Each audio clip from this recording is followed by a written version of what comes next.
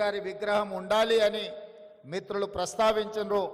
100% రోసయ్య గారు ఒక సందర్భంలో వారు ముఖ్యమంత్రిగా ఉన్నప్పుడు చంద్రబాబు నాయుడు గారితో కలిసి నేను వారి ఇంటికి వెళ్ళిన ఒక రిప్రజెంటేషన్ తీసుకెళ్ళి వారితో మాట్లాడుతూ ఆ రోజు తెలంగాణ ఉద్యమానికి సంబంధించిన అంశాలు ప్రస్తావనకు వచ్చినప్పుడు రోసయ్య గారు ఒక మాట చంద్రబాబు నాయుడు గారికి చెప్పారు. చూడయ్య చంద్రబాబు, నాకు చీరాలలో అక్కడ ఏమీ లేదు. 50 సంవత్సరాల క్రితం అక్కడ ఉన్నది అమ్ముకొని హైదరాబాద్కు వచ్చి అమీర్పేట్ ప్రాంతంలో ఇల్లు కట్టుకున్నా. నేను హైదరాబాదు వాడినే తప్ప నాకు ఆ రాష్ట్రమా ఈ ప్రాంతమా అని లేదు. 2 ప్రాంతాలు నాకు సమానమే. నేను హైదరాబాద్ వాడిని అని చెప్పిండు. ఈరోజు నికార్సైన హైదరాబాదీ ఎవరైనా ఉన్నారంటే రోసయ్య గారు అని చెప్పి నేను సంపూర్ణంగా విశ్వసిస్తున్నా. అలాంటి నికార్సైన హైదరాబాదీ రోసయ్య గారికి హైదరాబాదు నగరంలో విగ్రహం లేకపోవడం అనేది లోటు. తప్పకుండా రాష్ట్ర ప్రభుత్వం ఒక మంచి ప్రాంతాన్ని మీరు చూసి ప్రభుత్వానికి సూచన చేయండి. మా ఆర్ఎండ్బి శాఖ మంత్రి కోమటిరెడ్డి వెంకటరెడ్డి గారికి ఏ ప్రాంతంలో రోసయ్య గారి విగ్రహం పెడితే బాగుంటుందో ఒక ప్రాంతాన్ని సూచన చెయ్యండి. తప్పకుండా రోసయ్య గారి రాబోయే 4వ వర్ధంతి లోపులోనే రోసయ్య గారి విగ్రహాన్ని మనం పెట్టుకుందాము. ఎందుకంటే వారు అందరికీ స్ఫూర్తి. ఆర్యవైశ్య మిత్రులకే కాదు, ప్రజా జీవితంలో ఉన్న వార్డు మెంబర్ నుంచి పార్లమెంట్ మెంబర్ వరకు, రాష్ట్ర మంత్రి నుంచి కేంద్ర మంత్రి వరకు, ముఖ్యమంత్రుల వరకు రోసయ్య గారు ఒక స్ఫూర్తి. అలాంటి వ్యక్తుల విగ్రహాలు ఉండడం ద్వారా ఈ సమాజానికి ఒక మంచి సందేశాన్ని ఇచ్చిన వాళ్ళం అవుతాము.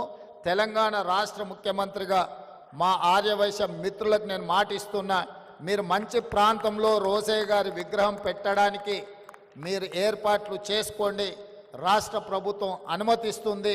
ఆ ప్రాంతాన్ని రోసయ్య గారి పేరు మీద అభివృద్ధి చేసే బాధ్యత మా ప్రభుత్వం తీసుకుంటుంది అని చెప్పి ఈ సందర్భంగా మీకు అందరికీ తెలియజేస్తూ, ఏది ఏమైనా చాలామంది నిర్వాహకులు ఇందులో భాగస్వాములు ఉన్నారు.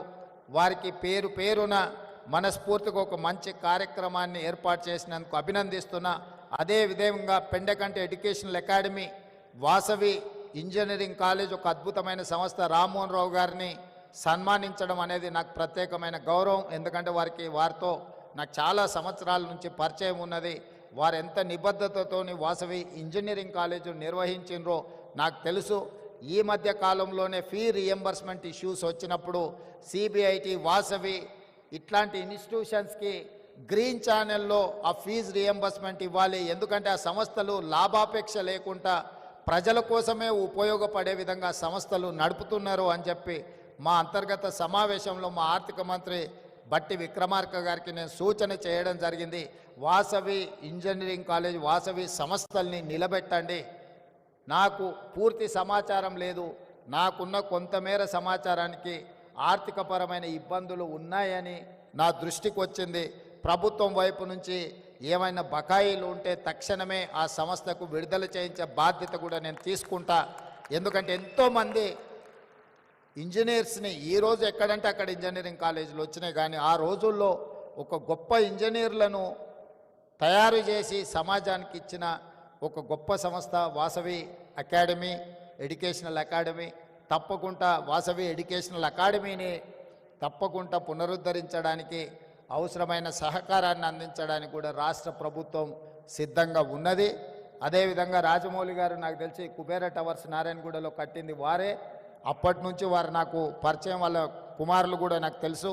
నేను ఆ కుబేర టవర్స్లో కొంతకాలం వ్యాపార పరంగా అక్కడ రెంట్ కూడా నేనున్న, వారు గుర్తించిందో లేదో నాకు తెలియదు, కానీ వీళ్ళందరినీ కూడా సన్మానించడం, కలవడం ఈ సందర్భంగా సంతోషం.